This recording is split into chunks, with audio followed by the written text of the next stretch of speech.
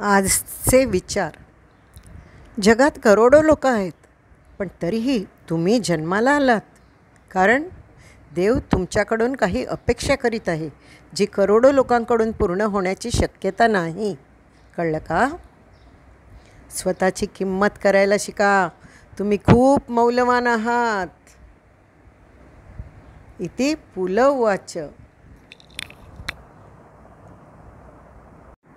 अंतर्लक्ष आणि बहिर्दृष्टी असं का म्हटलं आहे बरं?